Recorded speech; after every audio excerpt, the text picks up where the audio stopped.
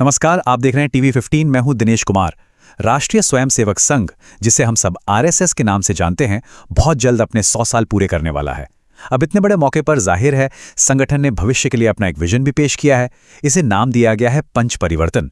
तो आज हम इसी पहल को थोड़ा करीब से समझेंगे, इसकी एक एक परत को खोलकर देखेंगे। सोचिए, 100 साल वाकई एक बहुत लंबा सफर होता है किसी भी संगठन के लिए।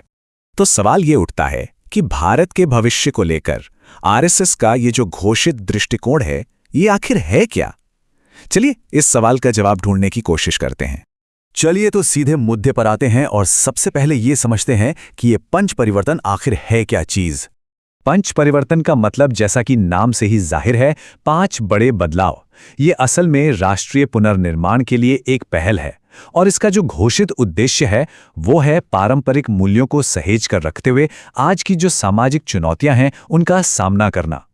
अब ये पूरी की पूरी पहल जो है वो 5 स्तंभों या कह सकते हैं 5 पिलर्स पर टिकी है। ये हैं सामाजिक समरसता, कुटुंब प्रबोधन, पर्यावरण संरक्षण, स्व यानी स्वदेशी और आखिर में नागरिक कर्तव्य। चलिए अब एक एक करके इन सभी को जरा विस्तार से समझते हैं। तो शुरुआत करते हैं पहले 2 स्तंभों से, जिनका फोकस समाज और परिवार पर है। सबसे पहला स्तंभ है सामाजिक समरसता। देखिए, इसका जो मूल विचार है वो ये है कि समाज के जो अलग अलग वर्ग हैं उनके बीच आपसी भाईचारा और प्रेम को बढ़ावा दिया जाए ताकि एक मजबूत राष्ट्रीय एकता बन सके। अब देखिए इस स्लाइड में जो बातें हैं वो वाकई दिलचस्प हैं। इसके घोषित लक्ष्य क्या क्या हैं? पहला, जाति आधारित भेदभाव और छुआछूत को खत्म करना। दूसरा, समाज के सभी वर्गों के बीच एकता बनाना। फिर अलग अलग समुदायों के बीच बातचीत को, डायलॉग को बढ़ावा देना। और आखिर में एक ऐसा समाज बनाना जो आपसी प्रेम और सहयोग पर आधारित हो। ठीक है, तो समाज में एकता के बाद जो अगला स्तंभ है वो परिवार पर फोकस करता है।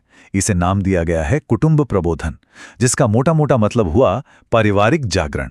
इस स्तंभ के पीछे की जो सोच है वो इस एक लाइन में बहुत अच्छे से समझी जा सकती है, जो सीधे स्रोत सामग्री से ली गई है। खुशहाल और स्वस्थ परिवार ही शांतिपूर्ण और समृद्ध समाज की कुंजी है।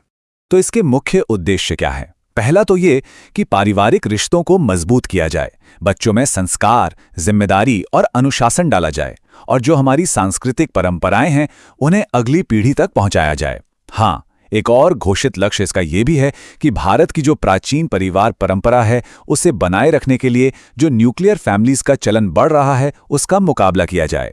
तो समाज और परिवार की बात हो गई। अब आगे बढ़ते हैं और उन 3 स्तंभों की बात करते हैं जो राष्ट्र और व्यक्ति के लेवल पर बदलाव लाने की बात करते हैं। इनमें जो तीसरा स्तंभ है वो है पर्यावरण संरक्षण। ये एक बहुत पुरानी वैदिक अवधारणा पर आधारित है, माता भूमि पुत्रोहम पृथिव्या। इसका मतलब है ये धरती हमारी माँ है और हम सब इसकी संतान हैं। तो ये पर्यावरण को लेकर एक सांस्कृतिक और पारंपरिक नजरिया दिखाता है। इसके तहत कुछ ठोस पहलों की भी बात की गई है, जैसे कि अपनी रोज की आदतों में ऐसे बदलाव लाना जो पर्यावरण के लिए अच्छे हों। एक पंचवटी पहल है जिसमें हर इलाके में 5 खास तरह के पेड़ लगाने की बात है और इको फ्रेंडली तरीके से त्योहार मनाने के लिए अभियान चलाना। चलिए अब आते हैं चौथे स्तंभ पर। यह है स्व यानी स्वत्व और स्वदेशी। यहां पर जोर है स्वदेशी अर्थव्यवस्था और आत्मनिर्भरता पर। मकसद ये है कि देश आर्थिक रूप से भी मजबूत बने और साथ ही सांस्कृतिक रूप से अपनी जड़ों से भी जुड़ा रहे। अगर इसके लक्ष्यों को देखें तो इसमें आयात पर निर्भरता कम करना है, अपने स्थानीय उद्योगों और कारीगरों को बढ़ावा देना है, मेक इन इंडिया और मेक फॉर वर्ल्ड जैसी सोच को आगे बढ़ाना है और अपनी विरासत पर गर्व करने की भावना को जगाना है। और अब बात करते हैं 5वें और आखिरी स्तंभ की, जो है नागरिक कर्तव्य। तो नागरिक कर्तव्य के तहत कई अहम जिम्मेदारियों पर जोर दिया गया है। मिसाल के तौर पर संविधान, राष्ट्रीय ध्वज और राष्ट्रगान का सम्मान करना, सरकारी संपत्ति को नुकसान न पहुंचाना और हिंसा से दूर रहना, धर्म और भाषा के मतभेदों से ऊपर उठकर आपसी सद्भाव को बढ़ावा देना, और हाँ, वैज्ञानिक सोच को विकसित करना और पर्यावरण की रक्षा करना भी इसमें शामिल है। तो ये थे वो 5 स्तंभ।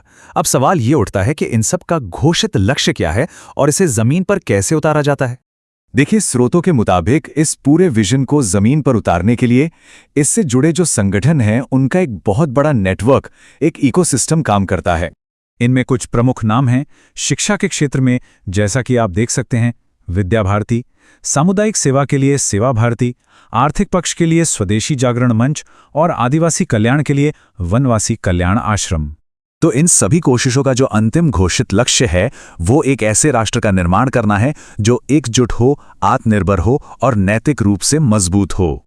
और ये हमें इस पूरे विश्लेषण के अंत में एक बहुत बड़े सवाल पर लाके छोड़ देता है कि 21वीं सदी में एक नैतिक रूप से मजबूत और आत्मनिर्भर राष्ट्र आखिर दिखता कैसा है।